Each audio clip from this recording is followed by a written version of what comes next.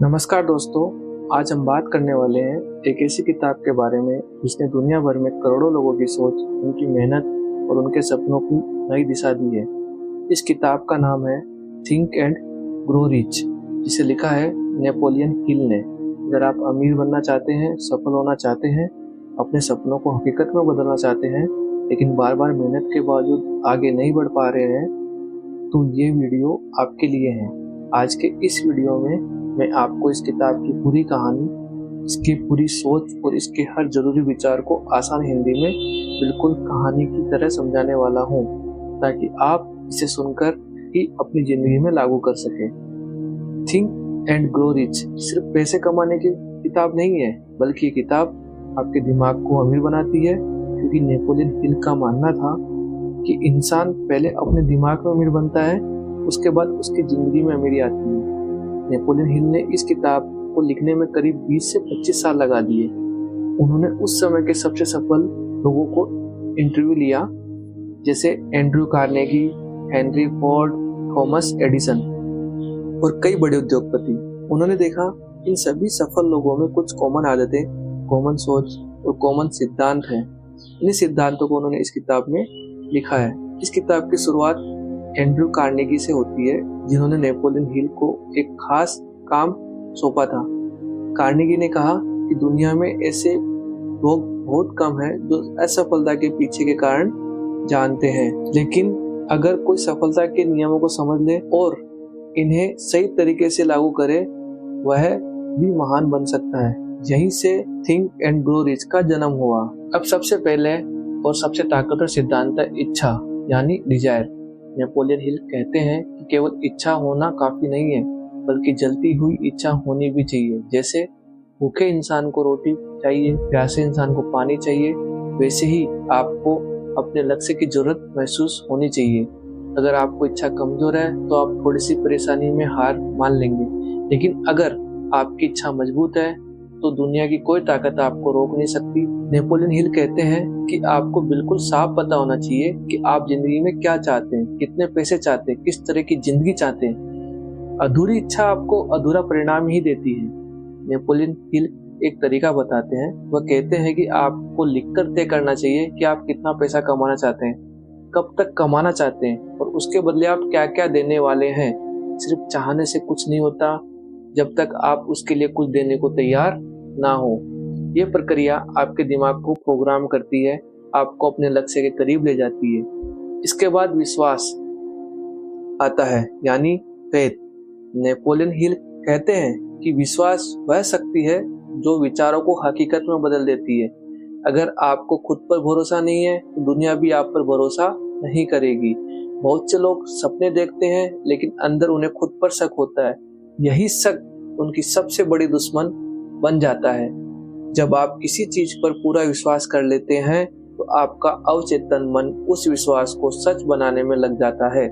Napoleon Hill कहते हैं आत्म सुझाव, यानी बार बार खुद से पॉजिटिव बातें कहना, आपके विश्वास को मजबूत करता है।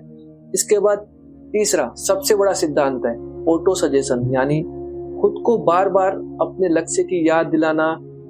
नेपोलियन हिल मानते थे कि हमारा अवचेतन मन वही स्वीकार करता है जो हम उसे बार बार बताते हैं। अगर आप बार बार कहते हैं कि आप गरीब हैं, कमजोर है, असफल है, तो आपका दिमाग वही सच मान लेता है। लेकिन अगर आप रोज खुद से कहते हैं कि आप सफल है, अमीर है, मजबूत है, तो धीरे धीरे आपका दिमाग उसी दिशा में काम करने लगता है। अब बात आती है विशेष ज्ञान की। नेपोलियन हिल कहते हैं स्कूल कॉलेज की डिग्री आपको अमीर नहीं बनाती, अमीर बनाता है वह ज्ञान जो आप अपने लक्ष्य से जुड़ा हुआ सीखते हैं, उसे सही समय पर लागू करते हैं। दुनिया में बहुत से पढ़े लिखे लोग गरीब हैं और बहुत से कम पढ़े लिखे लोग अमीर हैं, क्योंकि उन्होंने सही ज्ञान को सही जगह इस्तेमाल किया। इसलिए आपको अपने लक्ष्य के हिसाब से स्किल्स सीखनी चाहिए। इसके बाद आता है कल्पना, यानी इमेजिनेशन। नेपोलियन हिल कहते हैं कि दुनिया की हर बड़ी चीज पहले किसी के दिमाग में कल्पना के रूप में पैदा हुई थी। मोबाइल, कार, हवाई जहाज सब पहले किसी का सपना थे। आपकी कल्पना ही वह फैक्ट्री है जहाँ से नए आइडिया पैदा होते हैं। अगर आप अपनी कल्पना को सही दिशा देंगे तो वही कल्पना आपको नई संभावनाएं दिखाएगी। यहाँ तक वीडियो देखने का मतलब है आप सच में कुछ बदलना चाहते हैं, इसलिए अभी एक सेकंड निकालकर लाइक का बटन दबाइए और इस चैनल को सब्सक्राइब कीजिए। फिर बात होती है योजनाबद्ध कार्यवाही की। सिर्फ सपना देखना और उसको सोचना काफी नहीं है। नेपोलियन हिल कहते हैं कि आपको अपने लक्ष्य के लिए एक साफ योजना बनानी होगी और उस पर लगातार काम करना होगा। अगर पहली योजना फेल हो जाए, दूसरी बनाइए, लेकिन रुकिए मत। असफलता सिर्फ यह बताती है कि आपकी योजना गलत थी, आपका लक्ष्य नहीं। इसके बाद बहुत जरूरी सिद्धांत आता है निर्णय। नेपोलियन हिल कहते हैं कि सफल लोग फैसले जल्दी लेते हैं और उन्हें बदलते नहीं है, जबकि असफल लोग फैसले लेने में बहुत समय लगाते हैं और बार बार बदलते रहते हैं। डर और शंका इंसान को निर्णय करने से रोकती है। जब आप फैसला लेते हैं तो पूरा ब्रह्मांड आपकी मदद करने लगता है। इसके बाद आता है लगन यानी परसिस्टेंस। नेपोलियन हिल कहते हैं कि ज्यादातर लोग सफलता से सिर्फ कुछ कदम दूर होते हैं, लेकिन वही हार मान लेते हैं। असफलता अक्सर अंतिम परीक्षा होती है। जो लोग हार नहीं मानते वही सफल होते हैं। लगन वह शक्ति है जो आपको गिरने के बाद भी फिर खड़ा करती है। इसके बाद नेपोलियन हिल बात करते हैं मास्टरमाइंड की। वह कहते हैं कि जब दो या उससे ज्यादा लोग एक ही लक्ष्य के लिए मिलकर काम करते हैं तो उनकी सोच की शक्ति कई गुना बढ़ जाती है। अकेले इंसान की सोच सीमित होती है, लेकिन सही लोगों के साथ मिलकर काम करने से असंभव भी संभव हो जाता है। इसके बाद वो बताते हैं सेक्स ट्रांसम्यूटेशन के बारे में, यानी अपनी ऊर्जा को सही दिशा में लगाना। नेपोलियन हिल मानते थे कि इंसान की सबसे बड़ी ऊर्जा उसकी भावनाएं होती है।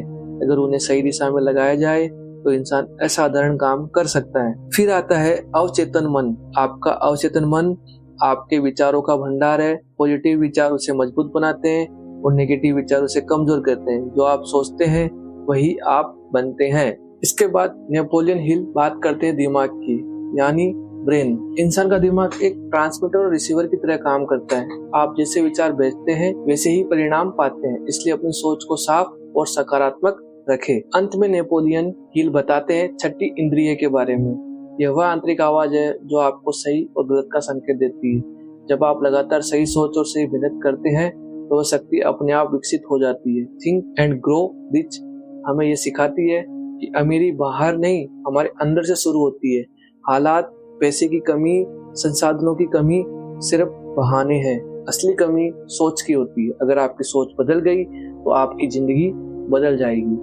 दोस्तों, ये किताब सिर्फ पढ़ने के लिए नहीं बल्कि जीने के लिए है। अगर आप इसके सिद्धांतों को अपनी जिंदगी में उतार लेते हैं तो कोई भी लक्ष्य आपको असंभव नहीं रहेगा।